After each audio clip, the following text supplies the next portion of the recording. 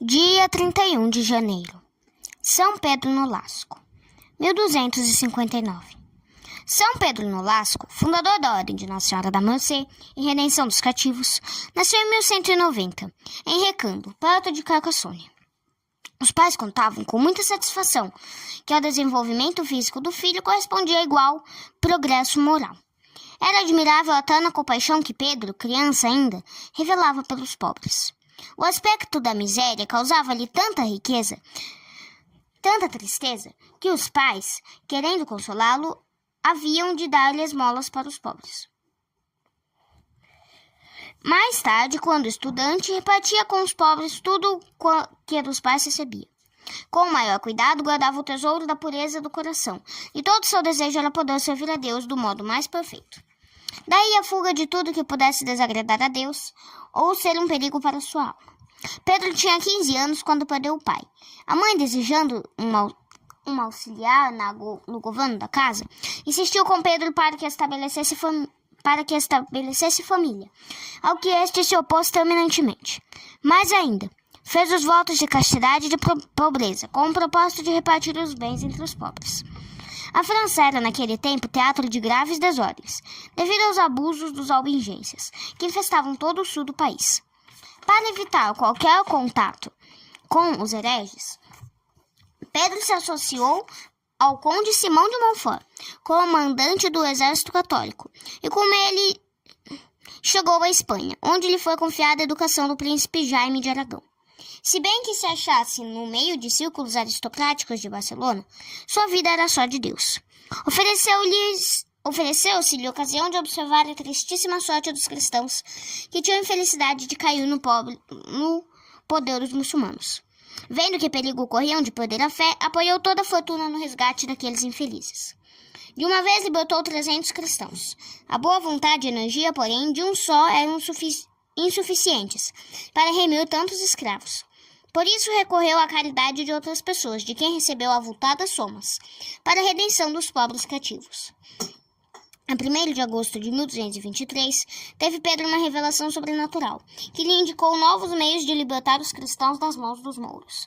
Apareceu-lhe Maria Santíssima, a qual, mostrando grande satisfação pelo bem que fizeram os cristãos, deu-lhe a ordem de fundar uma congregação com um fim determinado da redenção dos cativos. Pedro comunicou este fato a São Raimundo de Peñafort, seu confessor, e ao rei Jaime, e grande surpresa teve quando deles soube que ambos, na mesma noite, haviam tido a mesma aparição. Tendo assim tão claramente a revelação da vontade divina, Pedro sem demora pôs mãos à obra e emitiu os 3 votos de pobreza, castidade e obediência, acrescentando o 4, de sacrificar os bens e a própria liberdade, se a necessidade o exigisse, pela redenção dos cativos. O bispo Berengário de Barcelona recebeu estes votos. São Raimundo organizou as constituições da regra da nova ordem e impôs a Pedro o hábito, nomeando o primeiro superior.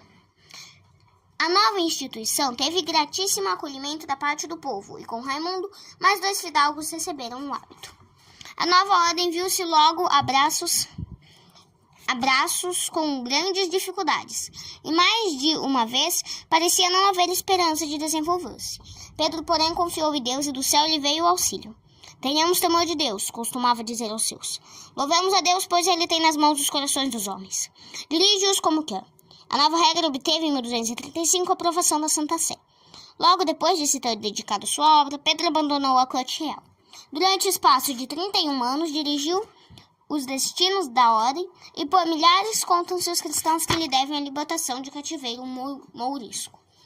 Grande desejo tinha de visitar o túmulo do apóstolo São Pedro, a quem dedicava especial devoção. Quando, na hora das matinas, apresentou a Deus o pedido de ver realizado esse desejo, pareceu-lhe São Pedro fazendo-lhe ver que não era vontade de Deus que fizesse aquela viagem. Pedro contentou-se inteiramente com esta resposta. Os últimos anos de vida foram-lhe amargurados pela impossibilidade de trabalhar. Sentindo-se no fim da peregrinação terrena, reuniu todos os religiosos da sua ordem para lhes dar os últimos conselhos e a bênção.